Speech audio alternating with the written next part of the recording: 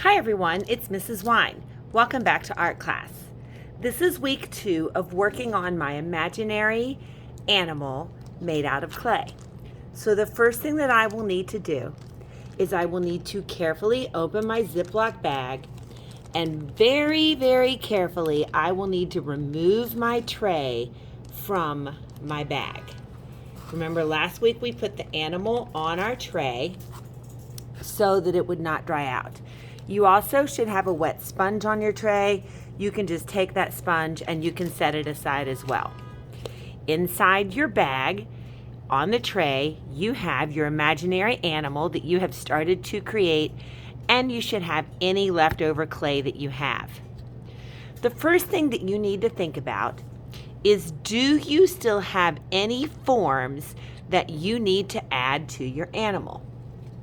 Last week, I used a sphere for my animal's head.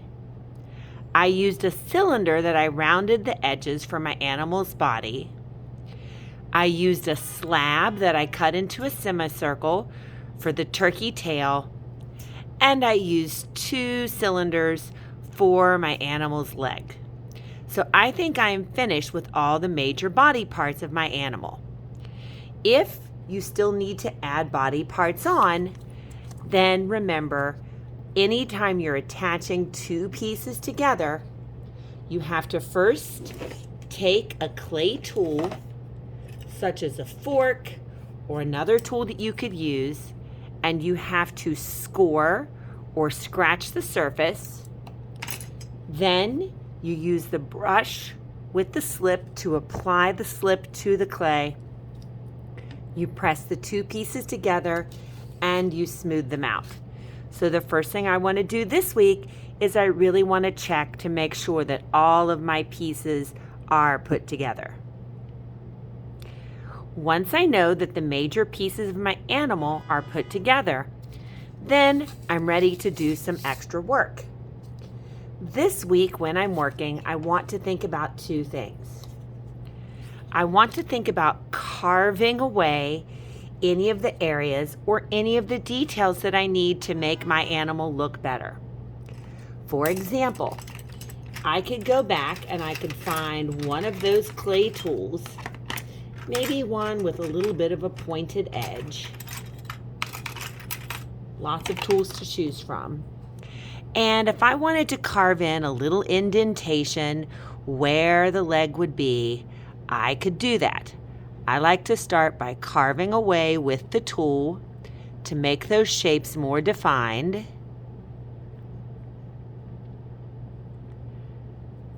And then I'm going to take that extra little bit of clay and I'm going to add it to my big lump of clay that's on my tray. And then if that area is rough, I can take my finger and I can smooth it down. I can also put a finger right down in the water and I can use that water to smooth those edges. So now that leg comes in a little bit more and it's starting to make it look more like my cat. So I can do the same thing on the other side.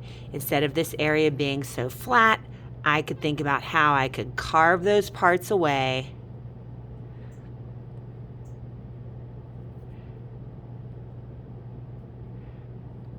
And again, anything that I carve away, I'm going to add that little lump of clay back to the big lump that's going to be in my container.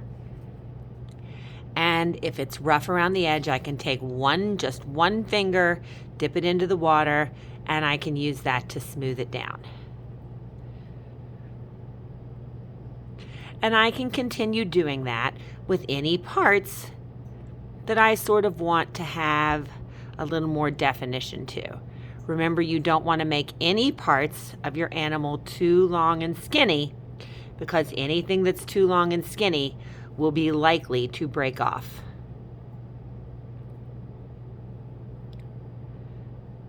I have to be careful with areas that I've scored and attached to make sure that I don't pull them back apart. So I'm kind of holding my head in place as I carve so that I have a little bit more of a defined neck.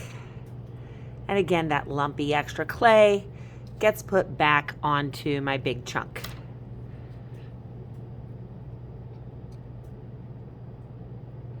And I can take my finger and smooth that edge away.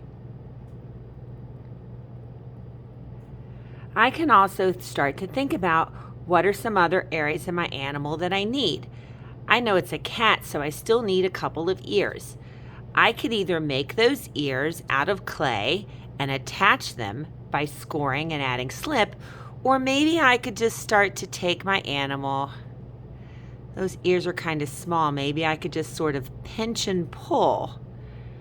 And if you remember, pinching and pulling is one of the techniques that we used when we made our clay tile.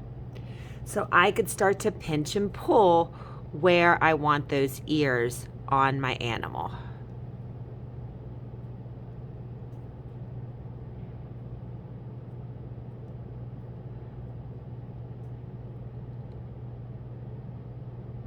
The nice thing about the clay is it's pretty easy to push around with your fingers. And again, I don't want those ears to stick up too far, because if they stick up too far, then they're likely to break off when my clay starts to dry.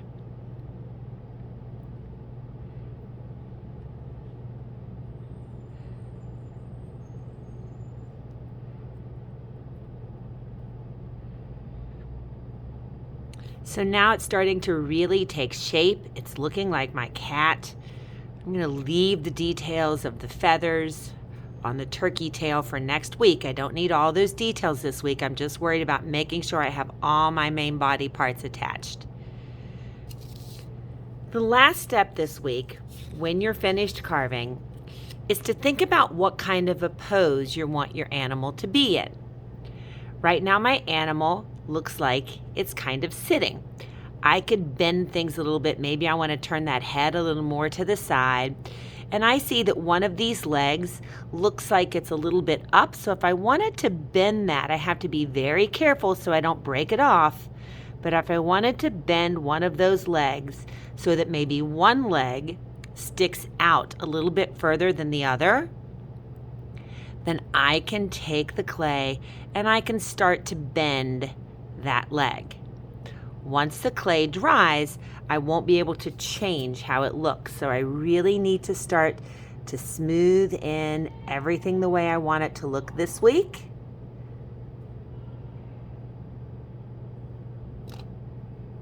And now I've got one leg kind of sticking out in front of the other.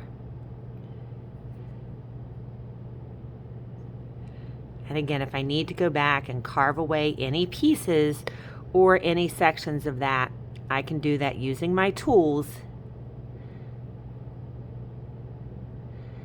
And anything that I carve off or anything that I carve away goes back into that lump of clay.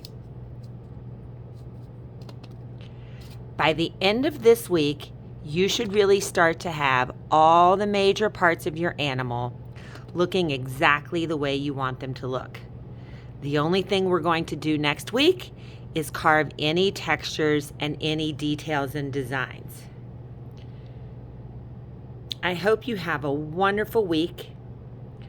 I can't wait to see how you carve your animal's body parts and what pose you put your animal in.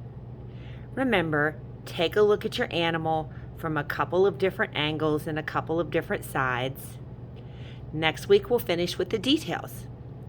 So until then, have a wonderful week and keep on creating.